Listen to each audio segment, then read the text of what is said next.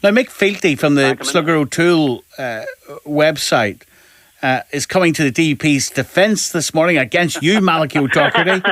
He says it's always a pleasure to hear Malachi O'Doherty, but he disagrees that the DUP is heading for oblivion. Good morning to you, Mick. How you doing, Stephen? Morning, Mick.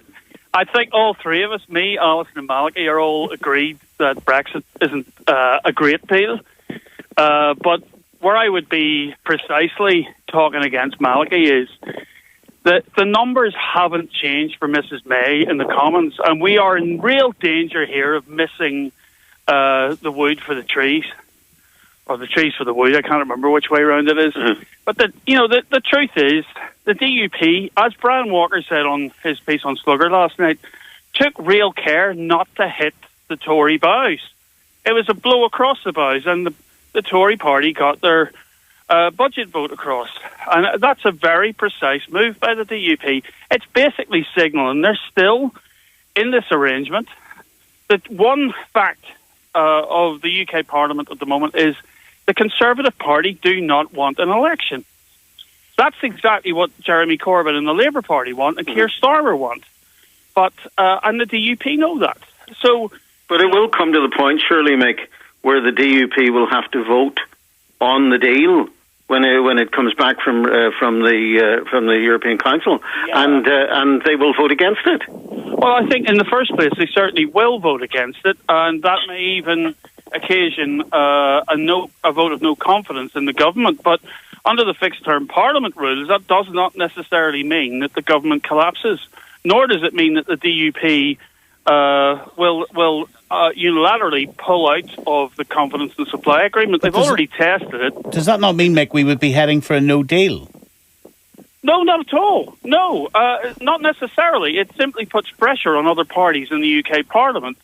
And that's really what people are not seeing here is that the DUP are playing a game, and a game that they have been planning for quite some time. This stuff did not take them by surprise. I spoke to people in the party 2 weeks ago, and they signalled that the MPs were ready to pull off something like this. But it doesn't mean that we're heading towards a no deal. That also does not mean that we're heading towards what people almost laughingly call a hard Brexit. It's the most diaphanous term in the political dictionary.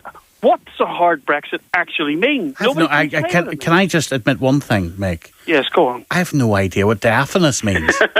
What's it mean? See-through. It means see-through. See-through. I've learned something this morning. A fancy word for see-through. Mark Crullers would have known what that meant, but I didn't. There you go. I'm talking to the wrong end of the BBC, Mr. Nolan. Malachi? Well, Mick, what are you saying? Are you saying that ultimately the DUP will go along with a deal or something like it? No, I'm saying they're going to try and put pressure on all their parties in Parliament to avoid a no deal. I mean, where this goes, I don't know.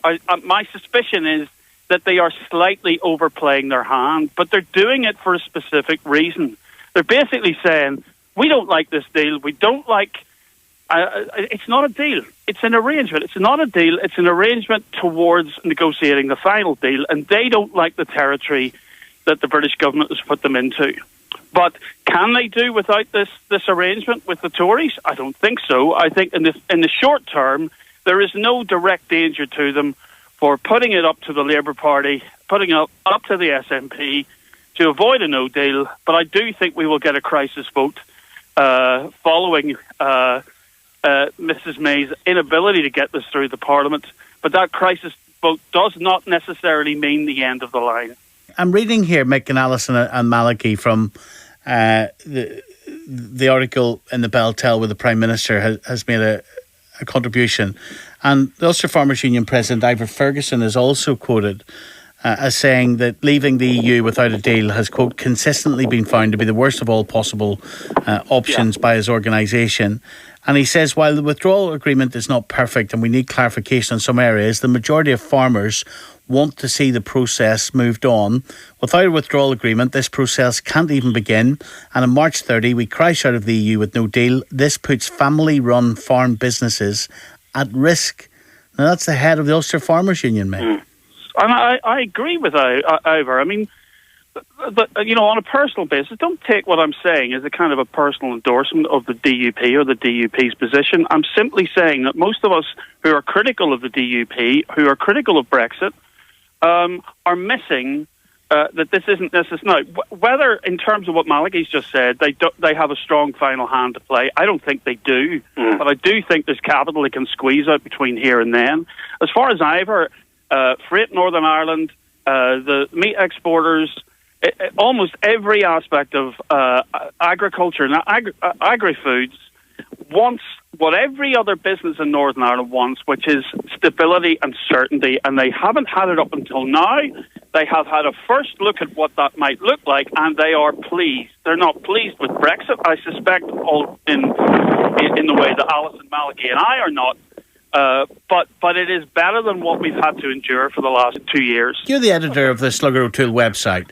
Yeah. Do you know of any major business organisations who are supporting the DUP's view on this? Who are these organisations? No, there isn't a single business organisation that support the DUP. Well, the DUP's telling us there are. No, what they're telling you is that there are businesses who support their pushing for greater clarity and a deal that takes Northern Ireland into the same space that the United Kingdom. Well, you're not suggesting that every major representative business body in Northern Ireland is against the DUP's position on the deal.